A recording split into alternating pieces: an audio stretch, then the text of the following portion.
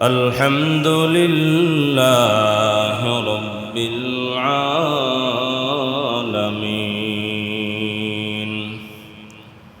قال الله تعالى إن الله وملائكته يصلون على النبي يا أيها الذين آمنوا صلوا عليه وسلموا تسليما. اللهم صل على محمد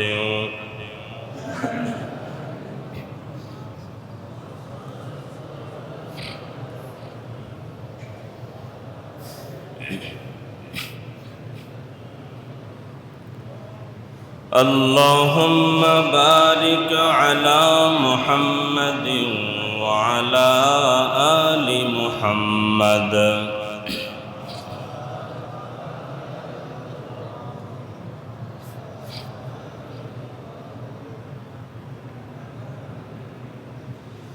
بلغ العلا بكماله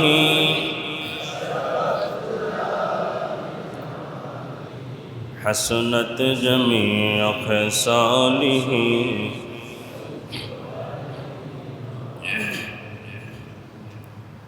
সম্মানিত মুআজ্জাজ মুহতারাম মুসল্লিয়ানে কেরাম, আল্লাহ পাক রব্বুল আলামিনের দরবারে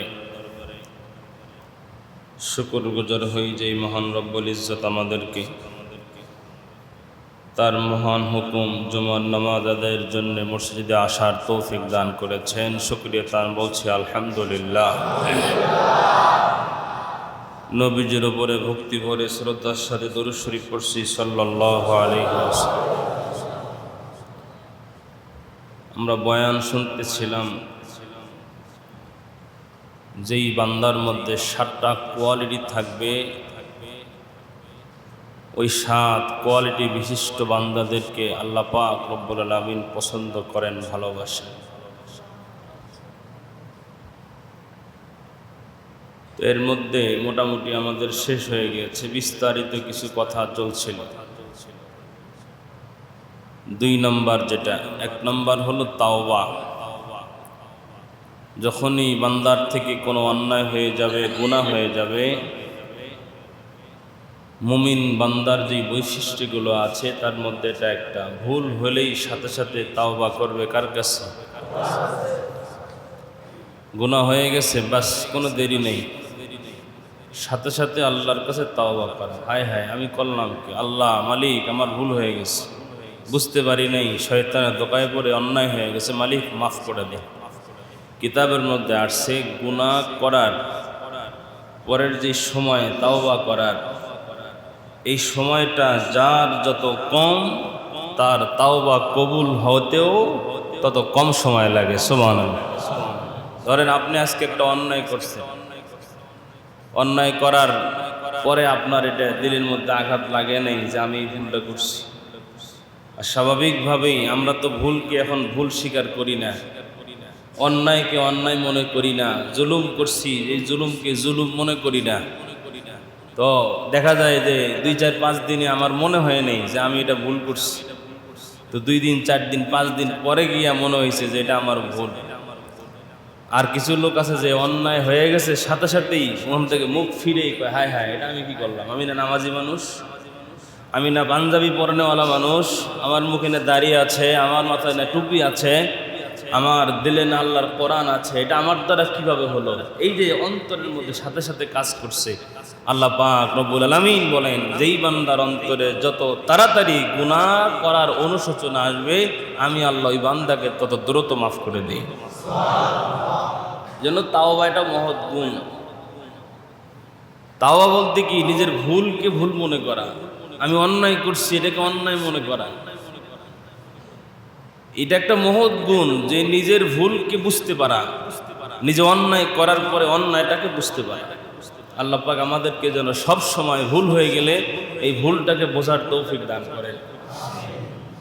2 নাম্বার বলতেছিলাম তাহারাত, পবিত্রতা। এই পবিত্রতা কয় প্রকার? দুই প্রকার, একটা হলো অভ্যন্তরীণ পবিত্রতা আর একটা ভিতরগত। বাহিরের পবিত্রতা একটা, ভিতরের পবিত্রতা একটা। বাহিরের পবিত্রতা কি বলে? বাহিরের পবিত্রতা আপনার গোসল প্রয়োজন, অজু প্রয়োজন, গোসল করলেন, অজু করলেন। আর ভিতরের পবিত্রতা হলো যে আপনি হারাম খাইছেন, সুদ খাইছেন, ঘুষ খাইছেন, এটা আপনি কিভাবে পবিত্র করবেন? তো দুটেই পবিত্র করা লাগে। একটা পবিত্রতার দ্বারা হয়তো শরীর পাক হলো উপরেরটা, কিন্তু আমি যদি হারাম ভক্ষণ করি, সুদ খাই, ঘুষ খাই, আমার শরীরের রক্ত, চর্বি, আমার মাংস যা শরীরে আছে সব হারামের টাকায় ইনকাম করে খেয়ে, ওই খাদ্য খাবার খেয়ে আমার শরীরে রক্ত হয়েছে, চর্বি হয়েছে। হারাম শরীর নিয়ে আমি যদি নামাজ পড়ি, এই নামাজ আল্লাহর দরবারে কবুল হওয়ার সম্ভাবনা আছে? নেই। তো সেখান থেকে আমরা আলোচনা শুনতেছিলাম যে আমরা যে নামাজ পড়ি, এই নামাজ যে কবুল হয় না, এর কারণ হলো 9টা। কয়টা? 9টা কারণে আপনার আমার নামাজ আসমানের মাঝখানে ঝুলন্ত থাকে। এর মধ্যে 1 নম্বর বলছি যে আমরা নামাজে যা পড়ি তার অর্থ জানি না। কি পড়ি জানি না। তো নামাজে যা পড়েন অর্থ জানা কি ফরজ? না, ফরজ না। তবে নামাজের যেই সূরাগুলো আমরা পড়ি, এগুলোর অর্থ যদি আমাদের জানা থাকে, তাহলে রাসূল সাল্লাল্লাহু আলাইহি ওয়াসাল্লাম বলছেন, তুমি যখন নামাজ পড়বে, নামাজ পড়ার সময় ওই সূরাটা যখন পড়বে অর্থের দিকে খেয়াল করবে, তাহলে কি হবে? বলে নামাজের মধ্যে মনোযোগ বাড়বে। আর নামাজের মধ্যে মনোযোগ বাড়লে নামাজ কবুল হওয়ার সম্ভাবনাটাও বেশি হবে।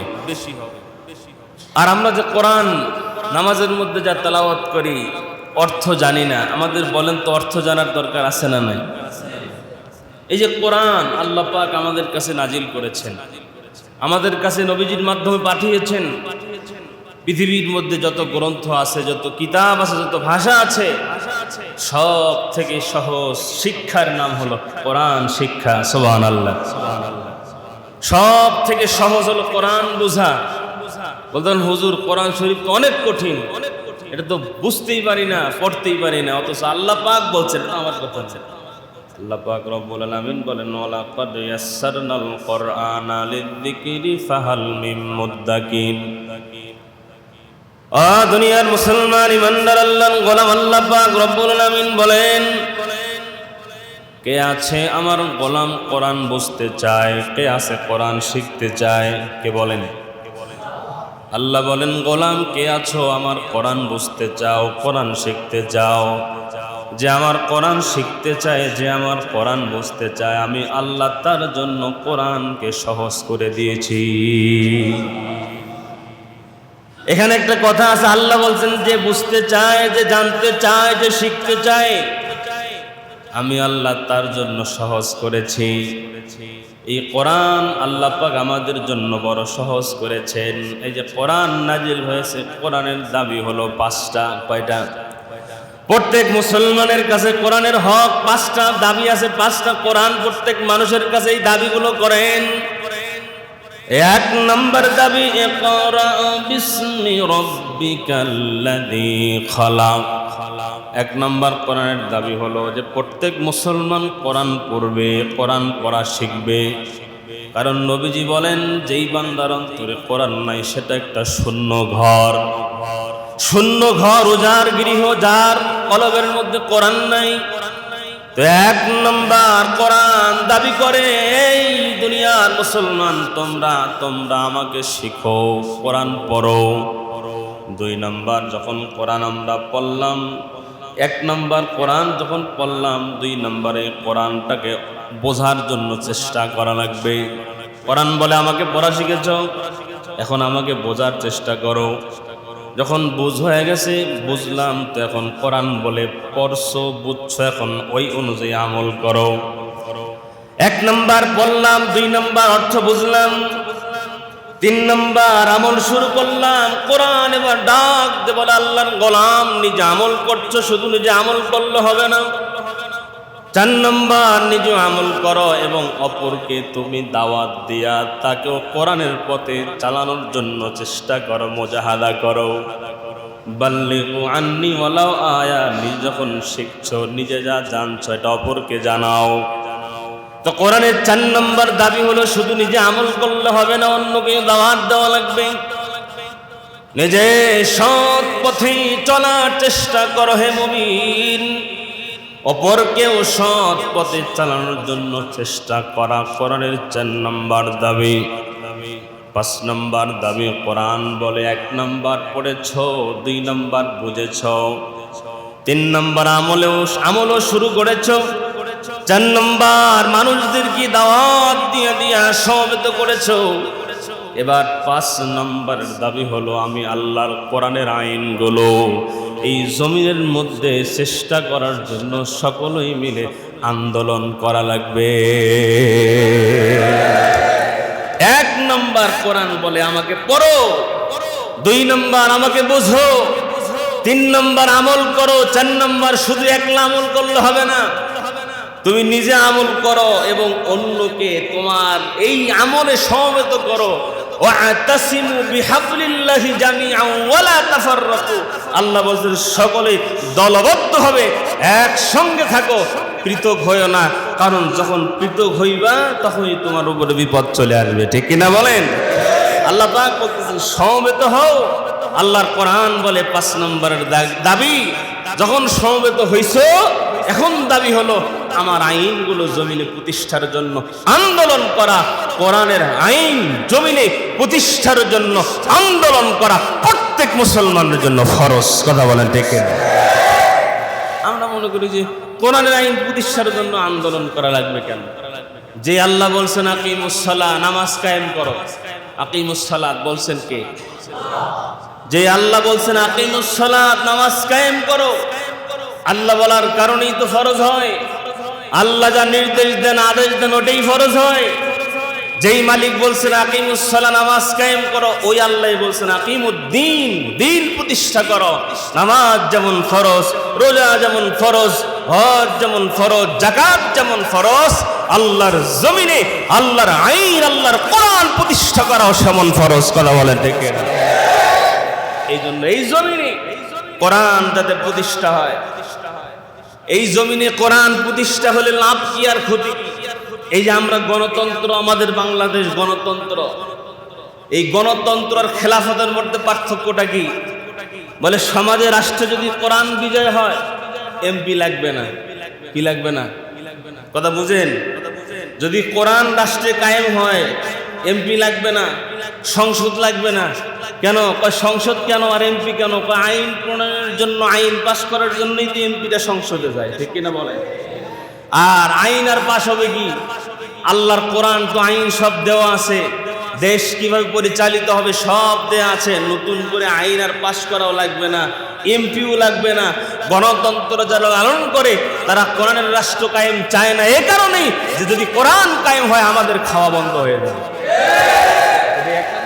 আর কোনো কারণ নেই। কারণ কোরআনের রাষ্ট্র কায়েম হলে এই সমাজে চুরি থাকবে না, এই সমাজে ঘুষ থাকবে না, টাকার বিনিময়ে রাতারাতি আমাদের বিচারগুলো কেনা বেচা হবে না। আল্লাহর কোরআনের রাষ্ট্র কায়েম হয়ে গেলে ওমর ইবনুল খাত্তাব রাদিয়াল্লাহু তাআলা জামানার মতো এক ঘাটে ছাগল আর বাঘ পানি পান করবে, বাঘ ছাগলকে আক্রমণ করার সাহস পাবে না। এর নাম কোরআনের রাষ্ট্র। কোরআনের রাষ্ট্র কায়েম হোক, এটা আমরা চাই না। আমরা যারা নামাজ পড়ি, এখন সবাই বলবেন যে আমরা চাই। এখন হাত কেন পাও উঠাইবেন আমরা চাই, কিন্তু যখন সিল মারার টাইম আসবে তখন আল্লাহর কোরআনের পক্ষে না দিয়ে গণতন্ত্রের মধ্যে আমরা সিল মারি। যদিও বা আমি জন্মের পরে এখনো সিল মারার সুযোগ পাইনি, দেখি সামনে হয় কিনা। ভাইয়ের আমার, আমি একটা কথা বলি, আপনার ব্যক্তিগত মত এটা আপনি এমন একজনকে দিবেন যার কারণে দেশের কল্যাণ হবে, সমাজের কল্যাণ হবে, ইসলামের কল্যাণ হবে। আপনি এমন একজনকে সিল মারছেন যেই বেটা সিল পাওয়ার পরে, নির্বাচন করার পরে সে এমপি হইয়া, চেয়ারম্যান হইয়া, মেম্বার হইয়া জনগণের সম্পদ চুরি করে, রাস্তার টাকা চুরি করে পকেট ভরে খায়, এমনকি বিধবা মহিলার কার্ডের যে ভাতা আছে সেটা পর্যন্ত লুচ্চা চুরি করে খায়। এমন লোককে যদি আপনি নির্বাচনের সময় সিল মেরে যদি আপনি নির্বাচন করেন, কসম আল্লাহর, দুনিয়াতে কারোর কাছে জবাব না দেওয়া লাগলেও আল্লাহর কাছে জবাব দেওয়া লাগবে। এজন্য ভাই, এই সমাজের মধ্যে কোরআন যাতে প্রতিষ্ঠা হয়, এই সমাজের মধ্যে আল্লাহর আইন যাতে প্রতিষ্ঠা হয়, কিভাবে প্রতিষ্ঠা হবে এই চেষ্টা মুজাহাদা আপনার আমার করার দরকার আছে না নাই?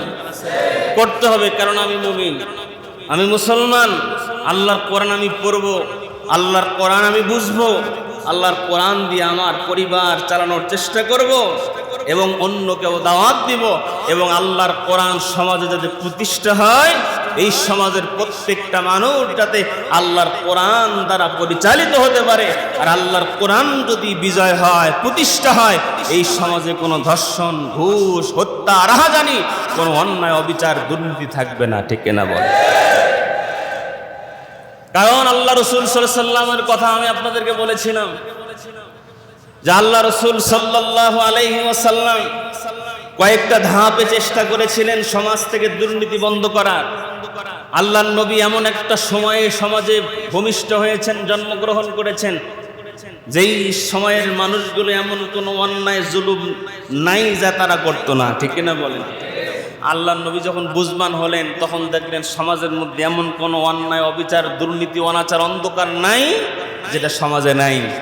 আল্লাহর নবী বুঝ হওয়ার পর থেকে 17 বছর বয়স পর্যন্ত, মনে আছে আমি বলেছিলাম আপনাদেরকে যে 17 বছর বয়স পর্যন্ত নবীজি একা একা চেষ্টা করেছেন, কিন্তু নবীজি পারেন নাই।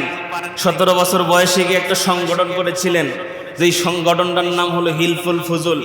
এই সংগঠনের মাধ্যমে বিশ্বনবী 40 বছর বয়স পর্যন্ত চেষ্টা করেছেন সমাজ থেকে দুর্নীতি বন্ধ করার, অন্যায়, অনাচার, এই অন্ধকারগুলোকে দূর করার।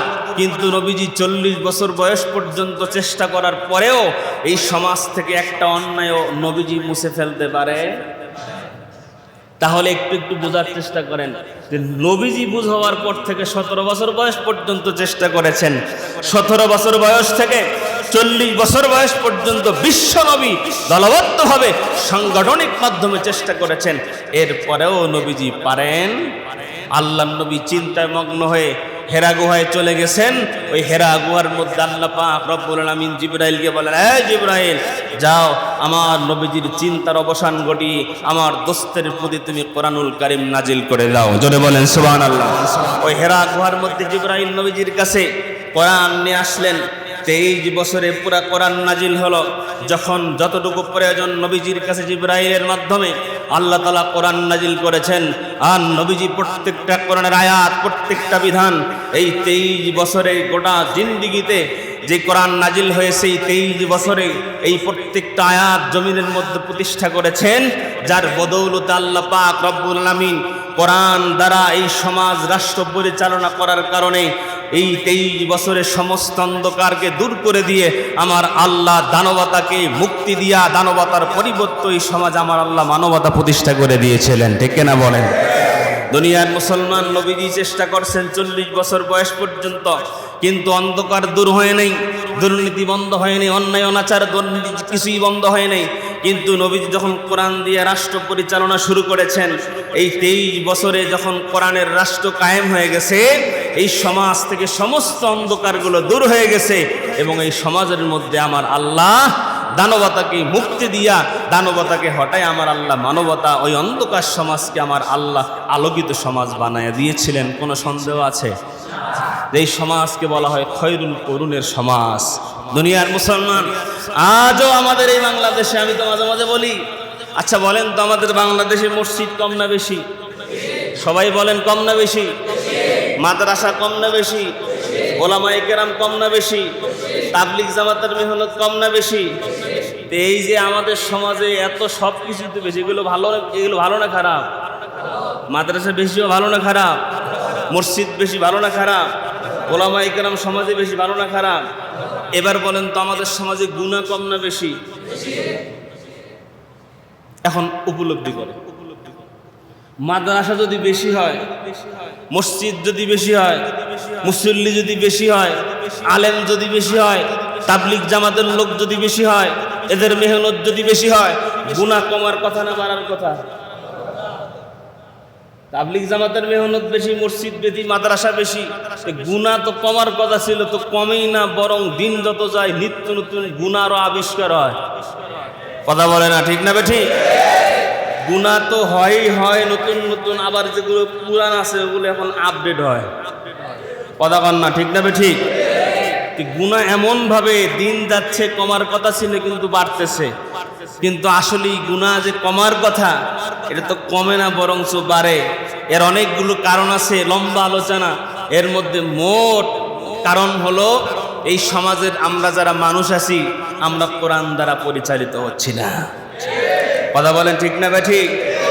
যখন আমরা কোরআন দিয়ে নিজেরা পরিচালিত হব, এই সমাজকে পরিচালনা করব, তখন এই সমাজ থেকে গুনাহ বন্ধ হবে। আমি বলি, দেখেন এই বাংলাদেশে মেহনত তো নানান রকম ভাবেই চলছে। প্রায় 59 বছর থেকে আমাদের তাবলিগ জামাতের মেহনত চলছে। বলেন তো, এই তাবলিগ জামাতের মেহনত দিয়ে এই সমাজ থেকে একটা গুনাহ বন্ধ হয়েছে? এই যে আওয়ামী লীগ এত বছর রাষ্ট্র পরিচালনা করেছেন, বলেন তো একটা গুনাহ বন্ধ হয়েছে? তো এই যে বিএনপি ক্ষমতায় ছিল, গুনাহ বন্ধ হয়েছে? তো এইভাবে আপনারা যদি হিসাব করেন, এই বাংলাদেশে আজ পর্যন্ত একটা গুনাহ কোনো দল, রাজনৈতিক দল বলেন আর দ্বীনি মেহনতি দল বলেন, কেউ চেষ্টা করে এই সমাজ থেকে একটা গুনাহ মুছে ফেলতে পারে নাই। ঠিক না বলেন? তাহলে বোঝা গেল, এইভাবে চেষ্টা করলে কিয়ামত পর্যন্ত তাবলিগ জামাতের লোকেরা দাওয়াত দেবে। আমরা উলামায়ে কেরামরা কিয়ামত পর্যন্ত বয়ান করব। আমি বলি, শীতকালে 8000 মাহফিল হয়, প্রত্যেক দিন প্রায় 4 মাস। এই 8000 মাহফিলে 24,000 বক্তারা প্রত্যেক দিন বয়ান করে 4টা মাস। এই বয়ানের দ্বারা এই সমাজ থেকে একটা গুনাহ মুছে নেই। কথা বলেন ঠিক কিনা? হ্যাঁ, হয়তো অনেকেই বলতেন, হুজুর তাইলে মাহফিলের দরকার কি, এই ওয়াজ দিয়ে দরকার কি? লাভ নাই সেটা বলি নেই, কিন্তু গুনাহ বন্ধ হয় এটা বলছি। ঠিক না ঠিক? আমি কিন্তু বলি নেই যে ওয়াজ দিয়ে লাভ নাই, এটা বলছি নাকি? আমি বলছি যে এই ওয়াজ দিয়া, এই তাবলিগের মেহনত দিয়া, আমাদের নেতা নেত্রীদের এই আইন দিয়া এই সমাজ থেকে একটা গুনাহ মুছে নাই, এটা বলছি। লাভ কি? লাভ আছে। কি লাভ?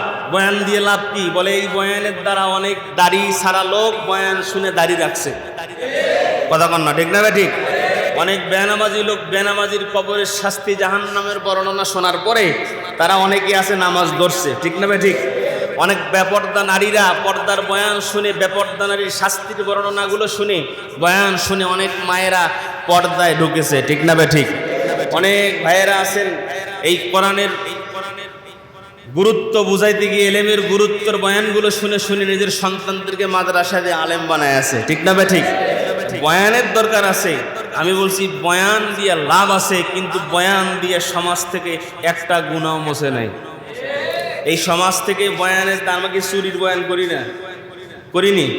যে চুরি করলে শাস্তি হয়, বয়ান করি না আমরা? যে চুরি কি বন্ধ হয়েছে? যে সুদ খাইলে এই শাস্তি, সুদ বন্ধ হয়েছে? ঘুষ খাইলে এই শাস্তি, ঘুষ বন্ধ হয়েছে? হয় নাই।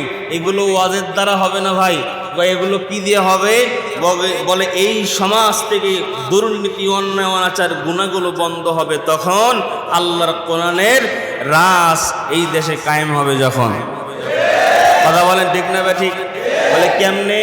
বলে আল্লাহর বিধান হলো চুরি করলে হাত কাটো। কি কাটো? তো যখন কেউ চুরি করে ধরা পড়বে, রাষ্ট্রের মাধ্যমে যখন হাত 2-1 কাটা হবে, তখন বলবে চুরি করা তো যাবেই না, রাস্তায় কোনো জিনিস পড়ে থাকলে সেটাও নেওয়া যাবে না, কারণ আমি ওইটা পাওয়ার পরে যদি যার জিনিস তাকে খুঁজে দেওয়ার জন্যও নেই, কিন্তু আমাকে চোর বলে যদি সাব্যস্ত করে হাত কাটে, অতএব যার জিনিস যেখানে পড়ে আছে সেখানেই তাকে আমার ধরা দরকার নেই। কথা ভুল বললাম? আল্লাহর কোরআনের শাস্তি হলো, কেউ যদি জেনা করে, ধর্ষণ তো পরের হিসাব, আপোষে জেনা করে, ধর্ষণ তো জোরপূর্বক, আপোষেও যদি কেউ জেনা করে, আল্লাহর কোরআনের বিধান হলো ওর অর্ধেক কোমর পর্যন্ত পুইতা মানুষ ওরে ঢিল মারবে ততক্ষণ পর্যন্ত, যতক্ষণ পর্যন্ত না মারা যাবে। এইরকম 2-4 জনকে যদি আমরা কোরআনের আইন দিয়ে এই সমাজের মধ্যে আমরা যদি বিচার কার্য করতে পারতাম, কসম আল্লাহর, ধর্ষণ জেনা তো দূরের কথা, নারী যেই দিকে ছিল, ইয়াং পোলাপান বখাটারা ওই দিক দিয়ে না হাঁটা উল্টো দিকে হাঁটা দিত। আমরা খালি কই কি ধর্ষণ বন্ধ করো, মাদক বন্ধ করো, দেওয়ালের মধ্যে লেখা মাদককে না বলুন, যেই সুরেরা লেখা ওই সুরেরাই আবার মাদক আমদানি করে। কথা বলেন না কেন? ঠিক না ঠিক? দুনিয়ার মুসলমান তো যারা বলে যে এটা বন্ধ করো তারাই ওটার পিছনে ধারক বাহক। তাহলে আমাদের সমাজ থেকে অন্যায় অনাচারগুলো কিয়ামত পর্যন্ত বন্ধ হবে না ভাই। বন্ধ হবে তখন আল্লাহর কোরআনের রাজ কায়েম হবে যখন, ঠিক না? এই জন্য আল্লাহর কোরআনের রাজ যাতে কায়েম হয়, আল্লাহর কোরআনের রাষ্ট্র যাতে কায়েম হয়, আপনি যে কোনো দল করেন, আপনার দলে কোরআন আছে, আপনার দলে আমি আছি। কথা বলেন না কেন? আমি বারবার বলি আমি কিন্তু কোনো দল করি না, আমি এখন পর্যন্ত কোনো দলের সাথে ইনভলভ না, কিন্তু আমি চাই এই দেশ যেন কোরআন দিয়ে পরিচালিত হয়, ঠিক না? আপনি যে কোনো দল করেন, আপনি কোরআনের সাথে আছেন, মসজিদের সাথে আছেন, মাদ্রাসার সাথে আছেন, আমি আপনার সাথে আছি। আপনি কোরআনের জন্য, আমি আপনার জন্য। আপনি যতক্ষণ পর্যন্ত আল্লাহর পথে থাকবেন আমি আপনার সঙ্গে ততক্ষণ থাকবো, ঠিক না? কিন্তু আপনি যে কোনো দল করেন, কোরআনের বিপক্ষে কথা বলবেন, মাদ্রাসার বিরুদ্ধে কথা বলবেন, মসজিদের বিরুদ্ধে কথা বলবেন। আপনি আমার ভাই হতে পারেন, আপনি আমার বাবা হতে পারেন, আপনি আপনার পক্ষে চুল পরিমাণ সময় থাকতে রাজি নই, ঠিক না? এই জন্য ভাইয়ের আমার, কোরআনকে মহব্বত করি, কোরআন ওয়ালাকে মহব্বত করি। যারা কোরআনের রাষ্ট্র কায়েম করতে চায় তাদেরকে ভালোবাসি, ঠিক কিনা বলেন? আল্লাহ পাক এই দেশের কোরআনের রাষ্ট্র কায়েম করে দেন, জোরে বলেন আমিন। তো আসেন ভাইয়ের আমার, এই কোরআনের দাবি হলো 5টা। কয়টা? 1 নম্বর কি? পড়া লাগবে, শিখবো তো। দুনিয়ার সব শিখলেন, ব্যবসা শিখলেন, বাণিজ্য শিখলেন, রাজনীতি শিখলেন, কেমনে ঘুষ খাইতে হয়, সুদের টাকা লাইলে 2 টাকা বেশি কেমন হয় তাও শিখলেন, জমিতে কিভাবে ফসল মূল্যে একটু ফসল বেশি হবে সেটাও জানলেন, কিন্তু পোড়া কপাল মুসলমান সূরা ফাতিহাটা শিখলেন না। কি ঠিক না? ঠিক বলে। 40 বছর 50 বছর নামাজ পড়ে মুসল্লি, সূরা ফাতিহা বোমা মারলে শুদ্ধ হয় না, কিন্তু ইমাম সাহেবের ভুল ধরে। কথা কয় না? 50 বছর নামাজ পড়ে, বোমা মারলে সূরা ঠিক নেই, ইমাম সাহেবের ভুল ধরে, মুয়াজ্জিনের ভুল ধরে। এইটা এমনি বয়ান না করলে এমনি করলে ভালো হইতো। আছে না? না এরকম? এগুলো হলো ফার্স্ট ক্লাস গ্রাজুয়েট বদমায়েশ। নিজেও কোরআন বোঝে না, আরেকজনকে বুঝাইলে সেটা নিজে তো মানেই না, বুঝাইছে কেন এটা নিয়ে প্রশ্নবিদ্ধ করে। আছে না? নাই বলেন? কোরআন পড়ি আমি, কোরআন বুঝি আমি, কোরআন অনুযায়ী বয়ান করি আমি, আর ভেটুতে একজন। হ্যাঁ, যদি আমার বয়ানে ভেটু একজন দিত আলেম, তাহলে মানতাম যে না, ওই আলেম বুঝছে যে এটা এমনি না বলে এমনি বললো ভালো হতো। যে বা এটা ফোঁটা দিলে ওই উপরে না নিচে এটাই বলতে পারে না, বোমা মারলে বিসমিল্লাহ বলতে পারে না, শুদ্ধ করে বিসমিল্লাহি শাইতানির রাজিম। আমি এমনও দেখছি মাইক নিয়ে এক নেতা বলতেছে আউযু বিল্লাহির রহমানির রহিম বিসমিল্লাহি শাইতানির রাজিম। আছে না? নাই বলেন না? আছে, অভাব নাই তো। তো যারা কোরআন বুঝে না, দিন বুঝে না, তারা মাঝে মধ্যে আলেমদেরকে দিন বুঝাইতে আসে। আছে না? নাই বলেন? আল্লাহ পাক এদেরকে হেদায়েত দান করুক। আর জোরে বলেন আমিন। তো এই 5টা দাবি, 1 নম্বর আমরা কোরআন পড়বো ইনশাআল্লাহ। কোরআন যদিও শিখতে না পারি, কম পক্ষে আপনাদের পায়ে হাত দিয়ে বলছি, আপনাদের পায়ে আমার হাত, কম পক্ষে নামাজের জন্য 5টা সূরা, সূরা ফাতিহা এবং সাথে আর 4টা ছোট ছোট সূরাগুলো, তাশাহুদ, দরুদ শরীফ, দোয়া মাসুরা, দোয়ায়ে কুনুত, এই কটা জিনিস শেখার জন্য আপনাদের পায়ে হাত দিলাম। ভাই, কম পক্ষে এই কটা জিনিস শিখেন, যাতে নামাজটা শুদ্ধ হয়, যাতে এই নামাজটার ওসিলেই আল্লাহ তাআলা মাফ করে জান্নাত দেয়। বলেন আমিন। আল্লাহ আমাদেরকে শিখার তৌফিক দান করেন। এরপরে 2 নম্বর, যখন আমরা শিখবো সূরা ফাতিহার অর্থটা একটু বোঝার চেষ্টা করি। দেখি আমরা সূরা ফাতিহা আল্লাহ কি বলছেন। আমি সূরা ফিলটা নামাজে পড়ি, আল্লাহ কি বলছেন। সূরা কাফিরুনটা আমি নামাজে শুনি, নামাজে আমি এটা পড়ি, একটু অর্থটা দেখি আল্লাহ কি বলছেন। সূরা ফালাক, নাস, অর্থগুলো একটু দেখি আল্লাহ কি বলছেন। আমরা এগুলো একটু জানার চেষ্টা করবো ইনশাআল্লাহ। এরপরে আমরা আমল করব। 3 নম্বর, নিজেরা যখন আমল করব, নিজেরা মসজিদে আসবো, আরেক ভাইকে দাওয়াত দিব। তাবলিগ জামাতের ভাইয়েরা নিজের খেয়ে, নিজেরটা পড়ে, নিজের সময় নষ্ট করে অন্য মানুষকে দাওয়াত দেয়, তাই কি দেয় না? আবার দেখবেন যে কিছু লোক আছে আর দাওয়াত নিয়ে গেলে কাজে আল্লাহ রসুল হিন্দুদেরকে দাওয়াত দিছে, মিয়া তুমি আমাদেরকে দাও কেন? আছে না? নাই? যে তুমি আমাদেরকে দাও কেন? ভাই, হিন্দু আর তোমার মধ্যে পার্থক্যটা কি? তোমার শুধু বাপ মুসলমান ছিল, সেই বংশের ভিতরে তুমি মুসলমান, আর কোনো অ্যাঙ্গেলে বোঝা যায় না তুমি হিন্দু না মুসলমান। বলো যে এত আমরা একটু দিন মানার চেষ্টা করি, নিজেরা ইসলামের মধ্যে ঢোকার চেষ্টা করি। নিজে নামাজে আসছেন, সন্তানকে নামাজে আনেন। নিজে নামাজে চলে আসতেছেন, স্ত্রীকে বলেন নামাজ পড়ার জন্য। নিজেও একটা আমল শিখেছেন, বাসায় গিয়ে আমলটা বলেন। নিজে কোরআন শেখেন, সন্তানটাকে কোরআন শিখান।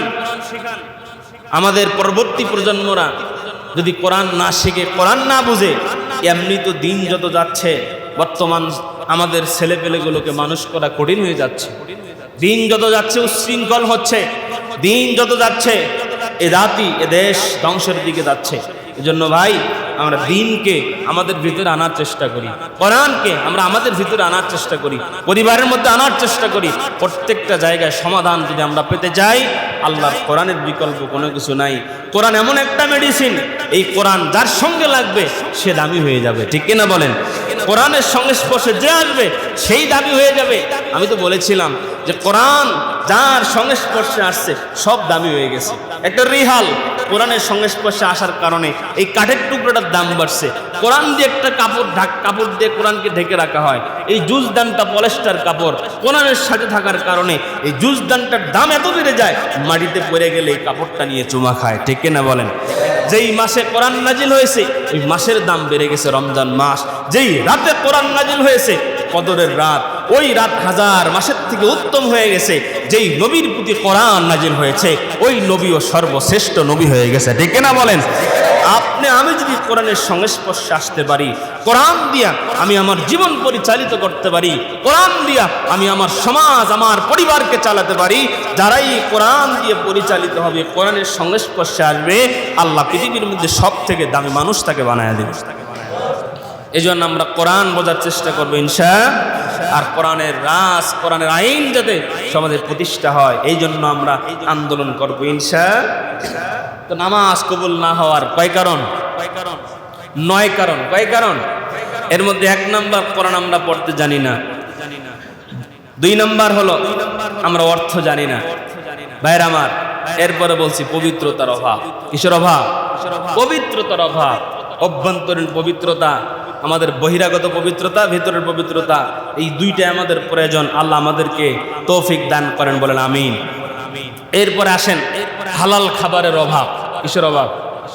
হালাল খাবার, এটা অত্যন্ত দামি। প্রত্যেকটা ইবাদত কবুল হওয়ার জন্য যে শর্তগুলো আছে এর মধ্যে একটা শর্ত হলো খাদ্য হালাল হওয়া লাগবে। কি হওয়া লাগবে? হালাল খাবার খেতে হবে। আমরা হারাম খাইলে তো আল্লাহর দরবারে কবুল হবে না, কারণ আল্লাহ তো সুবহানাল্লাহ, আল্লাহ তো পবিত্র, আল্লাহ তো অপবিত্র জিনিস গ্রহণ করবে না। আল্লাহ তাআলা যেটা কবুল করবে, গ্রহণ করবে, ওটা তো পবিত্র হতে হবে। তা আমি যদি হারাম ভক্ষণ করি, ইবাদত করি, ওটা তো আর হালাল থাকলো না, পবিত্র থাকলো না, এটা তো অপবিত্র। তো অপবিত্র জিনিস আল্লাহ কখনোই গ্রহণ করবে না। এই জন্য আমরা হালাল খাবার খাওয়ার জন্য চেষ্টা করবো ইনশাআল্লাহ। হারাম সেটা যত দেখতে চকচকাই হোক না কেন, দেখতে যত এমন বড়ই হোক না কেন, মুমিন যারা, মুত্তাকি যারা, তারা কখনোই হারাম এটা যত বড়ই হোক এটা দেখে কখনোই লোভ করবে। এই অন্তরের মধ্যে এটা বসাই যে আমার তৈটা যেটা আমার জন্য হালাল, আমি মুমিন, আমার তৈটা ওইটার উপর আমার হক, যেটা হালাল, যেটা হারাম ওটা যত বেশি হোক আমি মুমিন, ওইটা আমার না, ওইটা আমার হক না। মনে করেন এই এলাকায় আমার কোনো বিল্ডিং নেই, আর একজনের 10টা বিল্ডিং আছে, ওই 10 বিল্ডিং এর দিকে তাকায় যদি বলি এটা আমার, হবে না, কারণ ওটা তো আমার না, ওটা তো আর একজনের। যেটা হারাম এটা এরকমই, যেটা আমার না ওটা আরেকজনের, ওটা আমি চাইলেও হবে না, ওটা আমি নিতে পারি না, ওটা আমার না, ওটা আমি নিব না, ওটা আমার জন্য নয়। আমার জন্য ওইটা যেটা হালাল, যেটা আমার ইনকামে, যেটা আমার কাছে বৈধভাবে আসে, ওইটা আমার, বাকিটা আমি নিতে পারি না। আমি মুমিন, কারণ আমি ওইটা নিলেই তো আল্লাহর থেকে আমি জুদা হয়ে যাব, আল্লাহর থেকে আলাদা হয়ে যাব। আর এই দুনিয়াতে থাকবো কয়দিন? দুনিয়া তো চিরস্থায়ী থাকার জায়গা নয়, আমাদেরকে দুনিয়া থেকে যেতে হবে। হারাম পথে ইনকাম করে সম্পদের পাহাড় করে ব্যাংকে জমা করলাম, 5টা 10টা বাড়ি করলাম, এইটা ওইটা কইরা রেখে গেলাম, কোনো ফায়দা নাই, কোনো লাভ নাই। বরঞ্চ হারাম পথে উপার্জন করে যাওয়ার কারণে আমার মৃত্যুর পর থেকেই আমার উপরে এর আযাব শুরু হয়ে যাবে, ঠিক কিনা বলেন? এজন্য আসেন হারাম থেকে সর্বদা বাঁচার জন্য চেষ্টা করি, হালাল খাদ্য উপার্জন করে খেয়ে বেশি বেশি নেক আমল করার চেষ্টা করি। আল্লাহ আমাদেরকে তৌফিক দান করে। এরপরে আসেন খুশুখুজুর অভাব। খুশুখুজু কি বলে? নামাজের মধ্যে একাগ্রতা, মনোযোগের অভাব। নামাজ পড়ি, কিন্তু নামাজ পড়ি এই জায়গায়, আমি যাই কক্সবাজার, নামাজের মধ্যে যে 2 দিন আগে বা আগের রাত্রে কক্সবাজার থেকে ঘুরে আসছে আর কি, নামাজে দাঁড়াইছে, আমি কক্সবাজারে কি কি দেখলাম, নামাজের মধ্যে সব মনে হয়। তো আমাদের নামাজটা নামাজ থাকে না, এটা মাঝে মধ্যে ভ্রমণ হয়, মাঝে মধ্যে খাবার হয়, মাঝে মধ্যে এক এক জিনিস হয়ে যায়। কারণ ওই যে আমি বলছিলাম যে নবী সাল্লাল্লাহু আলাইহি ওয়াসাল্লাম বলছেন যে যখন খিদা লাগে মসজিদের পাশে যদি বাসা, আমি বলছিলাম যে মসজিদের পাশে বাসা, সারা দিন কাজ করে আসরের নামাজের সময় এখন একামত হচ্ছে, কত কামাতিস সালাহ, কত কামাতিস সালাহ, নামাজ শুরু হয়ে গেছে। এখন বেড়ার লাগছে ক্ষুধা, সারাদিন কাজ করছে, খাবার প্রস্তুত। এখন কি করবে? খাবে না নামাজে যাবে? বলেন হুজুর আমি এও না ও না, খাবে না নামাজে যাবে? আচ্ছা, এটা তো যারা মনে আছে তারা বলছে খাবে।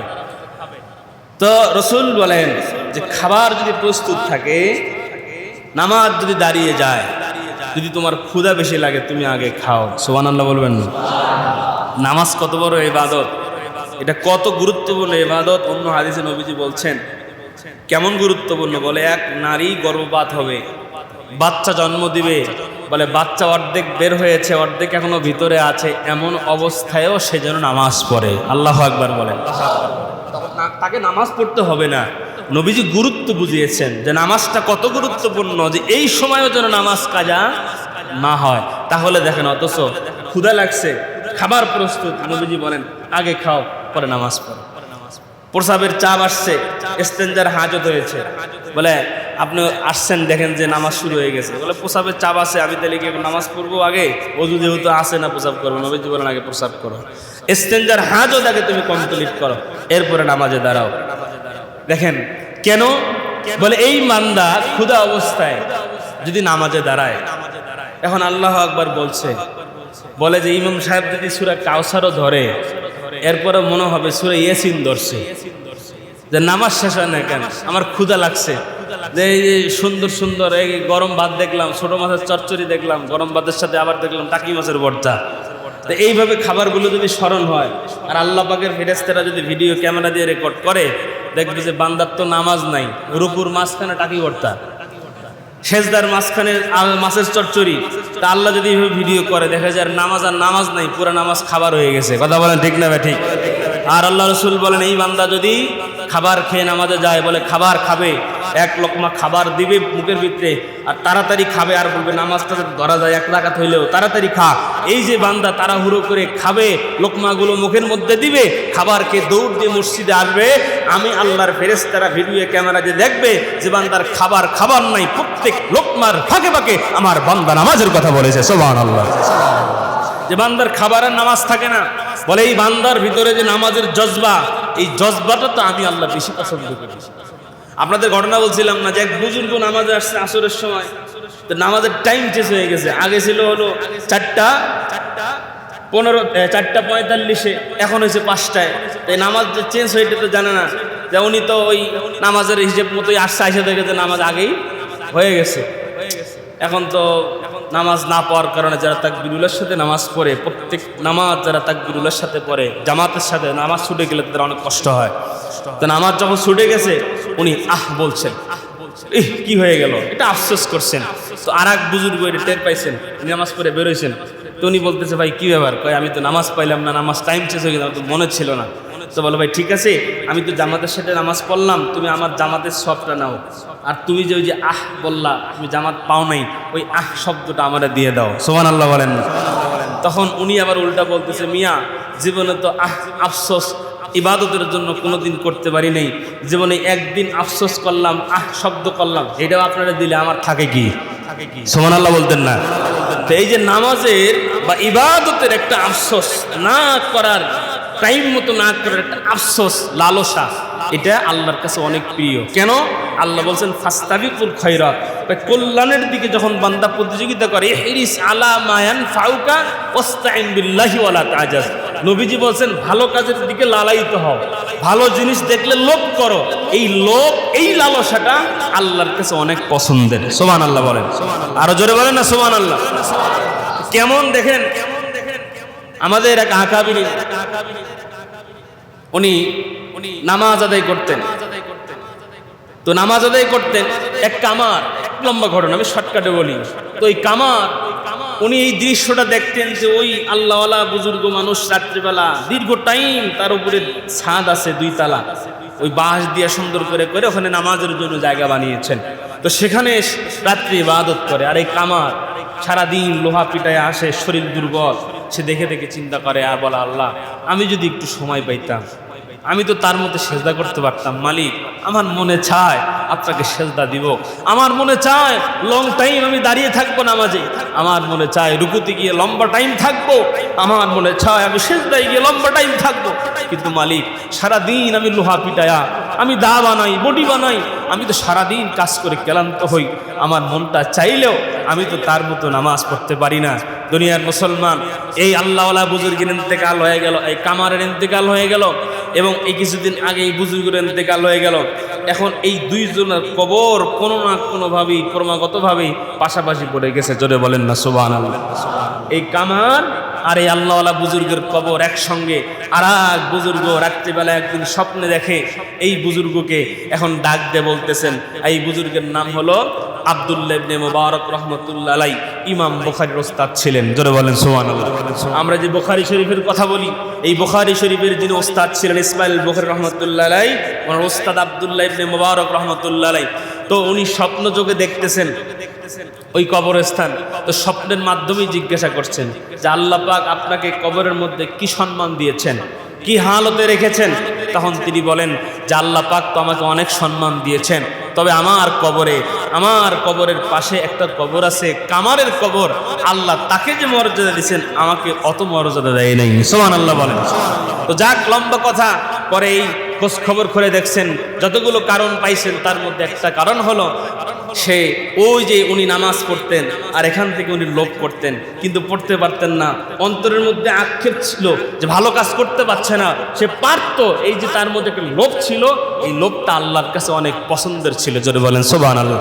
আর একটা কাজ তিনি করতেন যে তিনি যখন ওই যে দা বানাতেন, কুঠার বানাতেন, তখন যে ওই যে হাতুড়ি দিয়ে পিটাইতেন যখন লোহাটা, বলে যখন আজান দিত মুয়াজ্জিন, এটা যদি উপরে উঠাইতো উনি আর দ্বিতীয়বার ফিরা ওই লোহার উপরে বাড়ি দিতেন না, ওই সাথে সাথেই হাতুড়ি ফালায় দিয়ে মসজিদে নামাজে চলে যেতেন। সুবহানাল্লাহ। কিতাবের মধ্যে আছে এই 2টা কারণেই আল্লাহ পাক তাকে কবরের মধ্যে এত মর্যাদা দান করেছেন। তো বলে যে ভালো কাজ করার জন্য আক্ষেপ অন্তরে রাখা, লোভ অন্তরে রাখা, এটা আল্লাহ তাআলার কাছে অনেক দামি। তো নামাজের মধ্যে খুশু একাগ্রতা, এটা আনার জন্য আমরা চেষ্টা করবো ইনশাআল্লাহ। এরপর আসেন নামাজ থেকে আমাদের শিক্ষার অভাব। নামাজ কবুল না হওয়ার কারণ নামাজ থেকে আমাদের শিক্ষার অভাব। নামাজ থেকে শিক্ষা কি? নামাজ থেকে শিক্ষা হলো আমরা যখন হাত উঠে আল্লাহু আকবার বলি, কি বলি?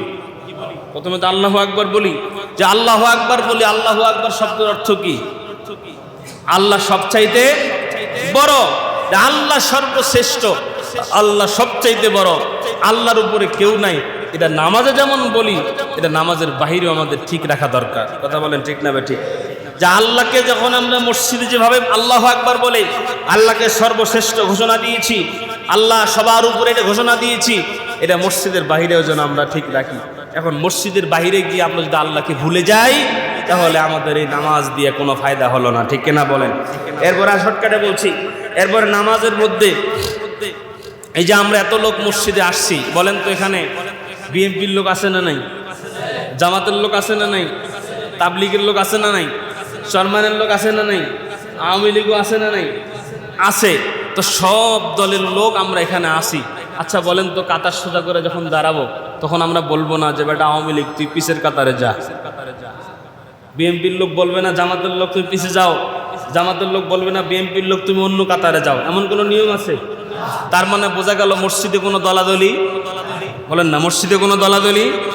আমরা সবাই একসঙ্গে এক কাতারে দাঁড়িয়ে আল্লাহু আকবার বলে আল্লাহকে আমরা জানায় দিচ্ছি, মালিক তুমি আমাদের রব, আমরা সবাই আপনার গোলাম। আমাদের পরিচয় আওয়ামী লীগ নয়, আমাদের পরিচয় বিএনপি জামাত নয়, আমাদের পরিচয় একটা, সেটা আমরা সবাই মুসলমান। কথা বলেন না ঠিক না ঠিক?